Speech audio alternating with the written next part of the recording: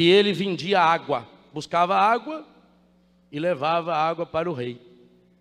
Então ele tinha uma mula, uma cangalha, com jacá é aquele balaio grande, e dentro do jacá ele colocava, tinha 2 vasos grandes. Então ele ia com a mangueira lá embaixo, descia lá e enchia os 2 vasos. Pois ele ia com a mula pelo caminho, ia lá e vendia por litro a água. E assim todo dia ele fazia. Andava 3 ou 4 quilômetros.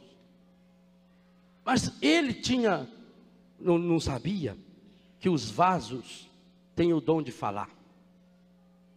E um daqueles vasos, ele era rachado até a metade. E aquele vaso tinha um complexo de inferioridade, porque o outro vaso todo dia fazia questão de dizer para ele: quantos litros você conseguiu levar? E enquanto aquele vaso que era inteiro levava 100 litros de água, cada litro R$1 que fosse, R$100. Aquele outro vaso que tinha uma rachadura do lado levava 60, 50 litros. E todo dia o dono do vaso enchia os 2. Os 2 recebiam 100 litros. Um chegava lá com 100 litros. O outro tinha uma rachadura, chegava com 60, com 50.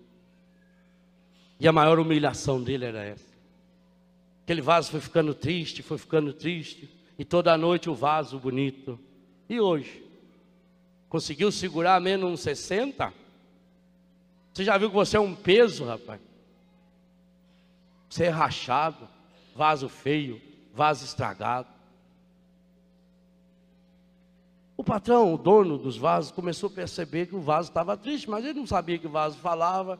Um dia ele pôs a mão no vaso e pensou em voz alta, e o vaso escuta pensamento. Tem um anjo que cuida desses departamentos. Ele pensou: por que esse vaso está com essa cara triste? E o vaso aproveitou e falou: eu sou um vaso estragado, eu sou um vaso rachado. Eu não sei porque que o Senhor ainda está comigo até hoje. Toda noite eu tenho que escutar o outro colega lá, o vasão chique, o vasão carismático, aquele vasão que leva sempre 100. E eu fico pensando: por que o Senhor não me joga fora? O dono dos vasos disse: amanhã, quando nós formos buscar água, eu queria que você, ao invés de ficar com a cabeça baixa como você fica, olhando para si mesmo, que você desse uma olhadinha em volta na estrada. E aquele dia ele percebeu. A estrada, aquele caminho difícil, o lado dele era cheio de flores. O lado do outro era seco. E quando chegou lá em cima, que ele vendeu, o patrão vendeu a água e esvaziou, ele foi agradecer o patrão. Porque o patrão, percebendo que ele tinha essa rachadura e que ele vinha vazando água pelo caminho afora, aproveitou para ir semeando flores e plantas. E enquanto ele ia, levando o que ele conseguia, ia regando cada dia o seu caminho. E o lado do seu caminho era florido, o lado do outro era seco.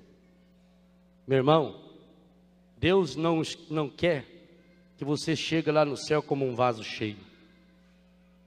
O cristão nasceu para regar com a água viva do Espírito Santo o caminho seu e dos outros. E esse é o verdadeiro sentido da nossa vida. Talvez você seja um vaso estragado, rachado, quebrado. Deixa essa fonte de água viva encher você, porque rachado, quebrado, estragado, você será um vaso cheio desse amor de Deus. E dentro de você vai brotar um rio de água viva que você vai deixando pelo caminho.